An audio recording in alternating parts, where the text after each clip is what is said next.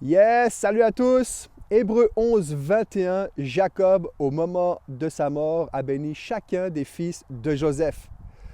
Et il s'est prosterné en s'appuyant sur l'extrémité de son bâton.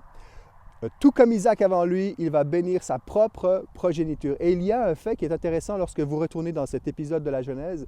Au moment où Jacob va bénir les fils de Joseph, Éphraïm et Manassé, Éphraïm étant le plus jeune, il va croiser ses mains et il va mettre la main droite sur Éphraïm, le plus jeune.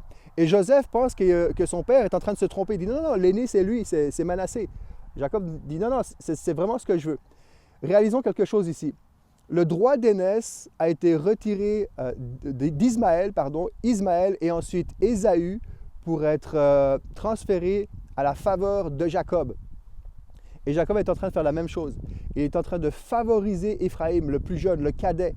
Et Dieu est en train de nous dire quelque chose à travers ce simple geste. Il est en train de nous dire, ce n'est pas par vos droits légitimes, ce n'est pas par le mérite de vos exploits, ni par aucune de vos capacités humaines que vous êtes bénis et sauvés par moi. C'est uniquement par votre foi en ma grâce et ma pure grâce. N'oublions pas, on est dans le chapitre de la foi. Et là, on a vraiment une leçon importante à tirer. Ce n'est pas par nos mérites, ce n'est pas par nos prières, ce n'est pas par nos jeûnes, ce n'est pas par nos actions que nous sommes bénis et que nous allons être bénis de Dieu. C'est par sa pure et seule grâce. Il y a quelque chose dans la vie de Jacob qui m'interpelle énormément, qui me rappelle ce jour où c'était le premier jour, premier enseignement que j'ai reçu, que nous avions reçu, les étudiants au collège biblique que nous étions à l'époque. Et ce pasteur-professeur, je me rappelle encore de son nom, Michel Bisaillon, nous avait dit ceci, et cette phrase résonne dans mon oreille, résonne comme avec un accent asiatique sorti d'un film d'arts martiaux. Tu sais, ce genre de phrase, règle numéro 1, ne jamais sous-estimer l'adversaire. Bon, excusez-moi l'accent, c'est pas terrible, mais vous comprenez l'idée. Tu sais, la règle de base. Et il avait dit ceci. Il nous avait dit, en nous regardant droit dans les yeux, n'oubliez jamais ceci. Ce n'est pas comment est-ce que tu commences la course qui est important, c'est comment est-ce que tu la termines. Et avec Jacob, c'est ce qu'on retrouve.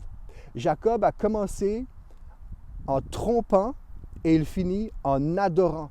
Jacob, à la fin de sa vie, s'appuie à l'extrémité de son bâton pour adorer Dieu.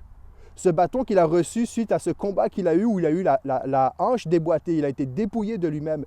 J'ai envie de dire, mieux vaut terminer la course en boitant, en étant dépouillé de soi, mais rempli de la présence de Dieu, plutôt que terminer la course en pleine capacité de ses propres moyens, avec des armoires remplies de médailles, mais le cœur vide de Christ.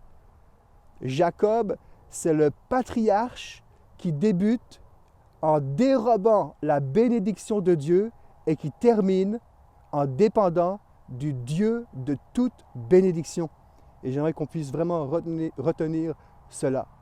Alors, bonne réflexion, bonne journée avec Jacob. Je vous souhaite à tous, à chacune d'entre vous, un bon samedi à tous. Allez, ciao, ciao tout le monde.